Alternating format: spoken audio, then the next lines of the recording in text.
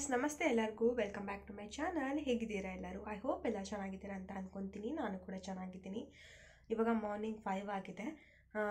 ಇವತ್ತು ನನಗೆ AI exam ಇದೆ. ಇದು ಸ್ವಲ್ಪ ಈಸಿ ಎಕ್ಸಾಮು, ಓನ್ಲಿ 25 ಮಾರ್ಕ್ಸಿಗಿರೋದು, 1 ಅವರ್ ಅಷ್ಟೇ.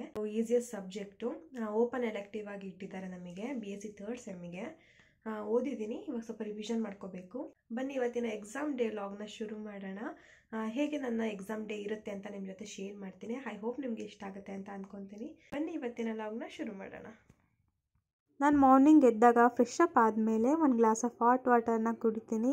ನಮ್ಮೂರಲ್ಲಂತೂ ಸಿಕ್ಕಾಪಟ್ಟೆ ಚಳಿ ಇದೆ. ಬಿಸಿನೀರು ಕುಡಿಯೋದ್ರಿಂದ ಸ್ವಲ್ಪ ಬೆಚ್ಚಗೂ ಕೂಡ ಆಗುತ್ತೆ. ಆಮೇಲೆ ನಂಗೆ ಕಾಫಿ ಟೀ ಕುಡಿಯೋಂಥ ಅಭ್ಯಾಸ ಏನೂ ಇಲ್ಲ.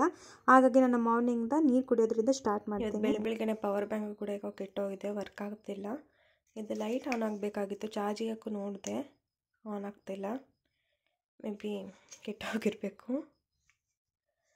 It's okay. ನೀರು ಕುಡ್ದಾದ್ಮೇಲೆ ಒಂದು 10 to 15 ಮಿನಿಟ್ಸ್ ಮೆಡಿಟೇಷನ್ನ ಮಾಡ್ತೀನಿ. ಎಕ್ಸಾಮ್ ಟೈಮಲ್ಲಿ ಮೆಡಿಟೇಷನ್ ಮಾಡೋದು ತುಂಬಾ ಮುಖ್ಯ. ಮೆಡಿಟೇಷನ್ನ ಡೈಲಿ ಪ್ರಾಕ್ಟೀಸ್ ಮಾಡೋದ್ರಿಂದ ನಮ್ಮಲ್ಲಿ ಸೆಲ್ಫ್ ಕಾನ್ಫಿಡೆನ್ಸ್, ಸೆಲ್ಫ್ ಸ್ಟ್ರೆಂತ್ ಆಗಿರ್ಬೋದು, ಫೋಕಸ್ ಮತ್ತು ಕಾನ್ಸಂಟ್ರೇಷನ್ ಇನ್ಕ್ರೀಸ್ ಆಗುತ್ತೆ.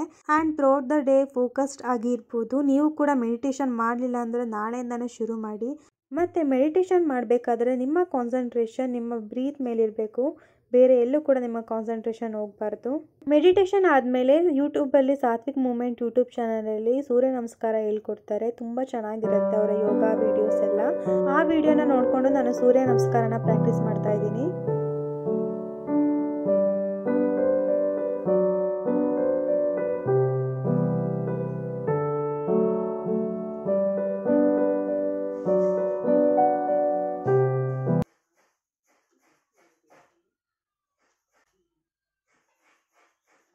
ಈ ಥರ ಲಾಗ್ ಮಾಡಿಕೊಂಡು ನಮ್ಮ ರೂಟೀನ್ನ ಫಾಲೋ ಮಾಡೋದು ತುಂಬ ಕಷ್ಟ, ತುಂಬ ಟೈಮೇ ಆಗೋಗ್ಬಿಡುತ್ತೆ. ನನಗೆ ಸೂರ್ಯ ನಮಸ್ಕಾರ ಮಾಡೋಷ್ಟೊತ್ತಿಗೆ ಸೂರ್ಯನೇ ಬಂದುಬಿಟ್ಟ. ದಿನಾಲೂ ಒಂದು 10 to 12 ಸೂರ್ಯ ನಮಸ್ಕಾರನ ಪ್ರಾಕ್ಟೀಸ್ ಮಾಡ್ತಾಯಿದ್ದೀನಿ. ನ್ಯೂ ಇಯರ್ ಆಗಿದ್ದರಿಂದ 2025ಇಂದ ಸ್ಟಾರ್ಟಿಂಗ್ ಡೇಯಿಂದ. ಅಂದರೆ ಒಂದು ಸ್ಟಾರ್ಟಿಂಗ್ ಒಂದು 15 ಡೇಸ್ ಮಾಡಿಲ್ಲ, ಇವಾಗ ಒಂದು ವೀಕಿಂದ ಪ್ರಾಕ್ಟೀಸ್ ಮಾಡ್ತಾಯಿದ್ದೀನಿ. ತುಂಬ ಚೆನ್ನಾಗಿರುತ್ತೆ ಸೂರ್ಯ ನಮಸ್ಕಾರ ಮಾಡೋದು, ಒಂಥರ ಒಳ್ಳೆ ಎಕ್ಸ್ಪೀರಿಯನ್ಸ್ ಅಂತಲೇ ಹೇಳ್ಬೋದು. ಆ್ಯಕ್ಚುಲಿ ಈಗಿನ್ನೂ ಮಾರ್ನಿಂಗ್ ಆಗ್ತಾಯಿದೆ. ನಮ್ಮ ಬೆಕ್ಕು ಮನೆ ಮೇಲೆ ಹೋಗಿ ಕೂತಿದೆ. ಪೇಪರ್ ಬಂದಿದೆ.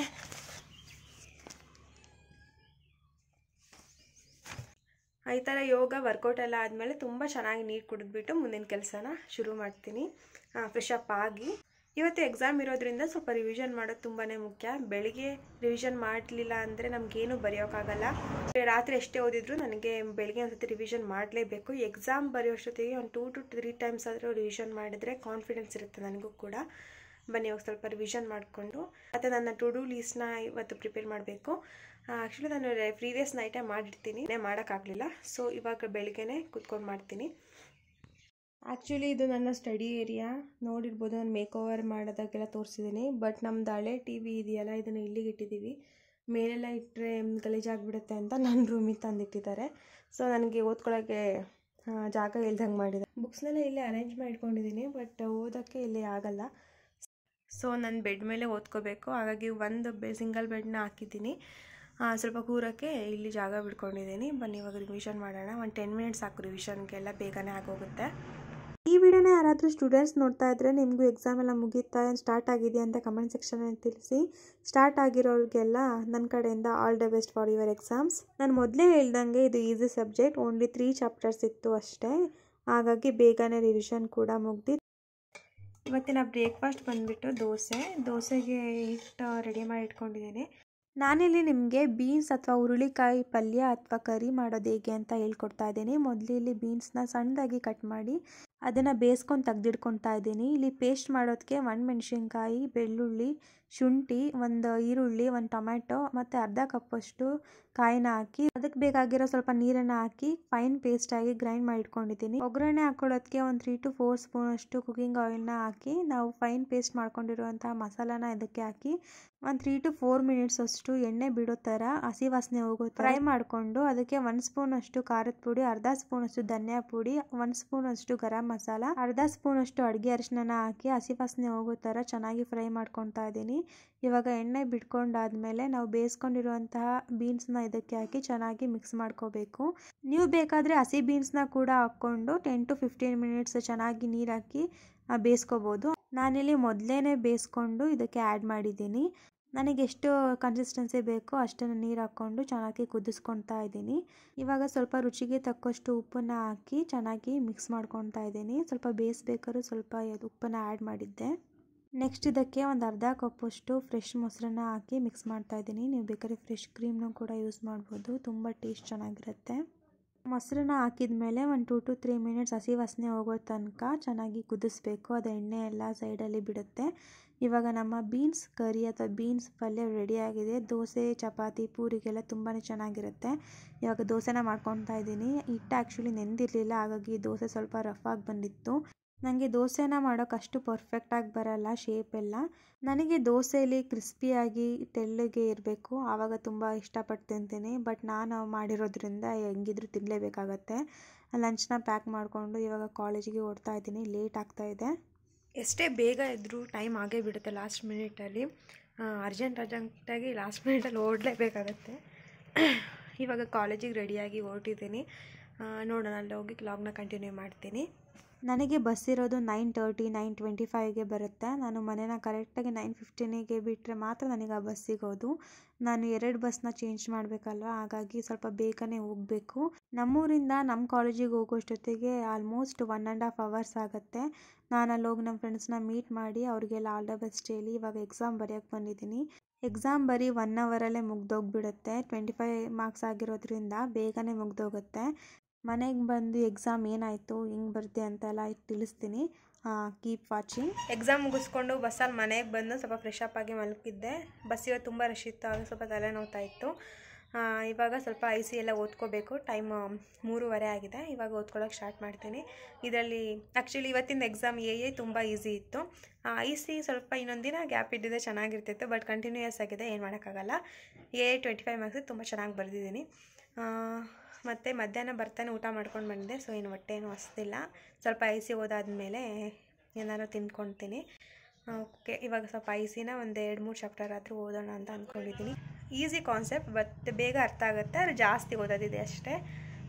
ನಮ್ಮದು NEP ಆಗಿರೋದ್ರಿಂದ ಆರ್ಟ್ಸ್ ಅವ್ರದ್ದು ಪೊಲಿಟಿಕಲ್ ಸೈನ್ಸಿಂದ ಇಂಡಿಯನ್ ಕಾನ್ಸ್ಟಿಟ್ಯೂಷನ್ ಕಾನ್ಸೆಪ್ಟನ್ನ ಇಟ್ಟಿದ್ದಾರೆ. ಅದೊಂದು ಸಬ್ಜೆಕ್ಟ್ ಆಗಿ ನಮಗೆ ಇಟ್ಟಿದ್ದಾರೆ.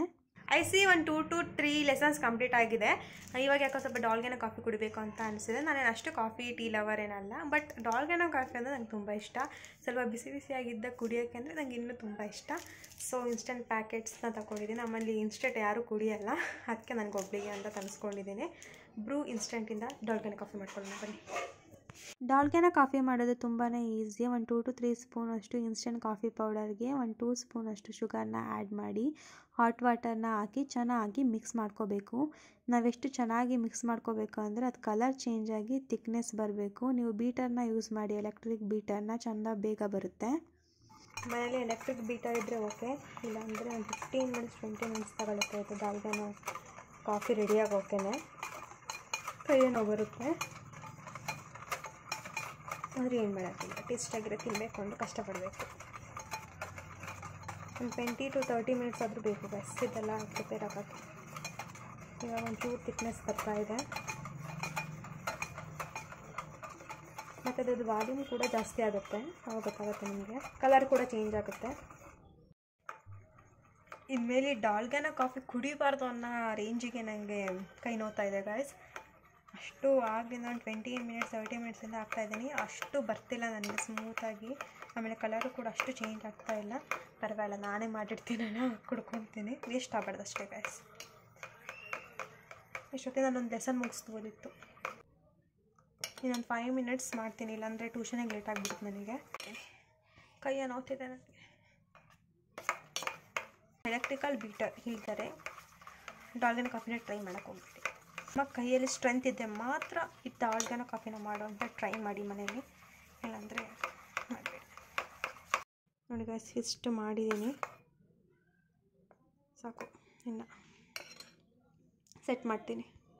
ನನ್ನ ಡಾಲ್ಗೆನೋ ಕಾಫಿ ರೆಡಿಯಾಗಿದೆ. ಇದು ಥಿಕ್ನೆಸ್ ಇಲ್ವಲ್ಲ, ಹಾಗಾಗಿ ಸ್ವಲ್ಪ ಕೆಳಗೆ ಹೋಗ್ಬಿಟ್ಟಿದೆ, ಎಲ್ಲ ಮಿಕ್ಸ್ ಆಗಿಬಿಟ್ಟಿದೆ. ಹೇಗಿದೆ ಗೈಸ್ ನನ್ನ ಡಾಲ್ಗೆನೋ ಕಾಫಿ? ಇನ್ಮೇಲೆ ಡಾಲ್ಗೇನೋ ಕಾಫಿ ಮನೇಲಿ ಆರಾಮಾಗಿ ಮಾಡ್ಕೋಬೋದು, ಬಟ್ ಎಲೆಕ್ಟ್ರಿಕ್ ಬೀಟರ್ ಇರಬೇಕಷ್ಟೇ.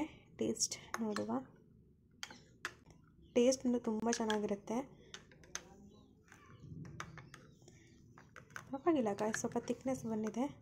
ಡಾಲ್ಗೇನೋ ಕಾಫಿನ ಒಬ್ಬರು ಕೋಲ್ಡಲ್ಲಿ ಕುಡಿತಾರೆ, ನಂಗೆ ಸ್ವಲ್ಪ ಬಿಸಿ ಇದ್ದರೆ ಚೆಂದ. ಆ್ಯಕ್ಚುಲಿ ಇದು ಥಿಕ್ನೆಸ್ ಇದ್ದರೆ ಇನ್ನೂ ಚೆನ್ನಾಗಿರುತ್ತೆ. ಅದರದ್ದು ಮೇಲೆ ನಾವು ಹಾಕ್ತೀವಲ್ಲ ಕಾಫಿದು, ಅದು ತಿಕ್ಕಾಗಿದ್ರೆ ಇನ್ನೂ ಚೆನ್ನಾಗಿರುತ್ತೆ. ಬಟ್ ಇದು ಅಷ್ಟು ಚೆನ್ನಾಗಿ ಬರಲಿಲ್ಲ ಎಲೆಕ್ಟ್ರಿಕ್ ಬೀಟರ್ ಇಲ್ದಲೆ. ಓಕೆ, ನನ್ನ ಕಾಫಿ ಕುಡ್ಕೊಂಡು ನನ್ನ ಟ್ಯೂಷನ್ ಆದಮೇಲೆ ನಿಮಗೆ ಸಿಗ್ತೀನಿ. ಟ್ಯೂಷನ್ ಆದಮೇಲೆ ಸ್ವಲ್ಪ ಹೊತ್ತು ಓದ್ಕೊಂಡು 11 ಗಂಟೆಗೆ ಮಲ್ಕೊತಾ ಇದ್ದೀನಿ. If you like this video, don't forget to like, share and comment and subscribe to my channel.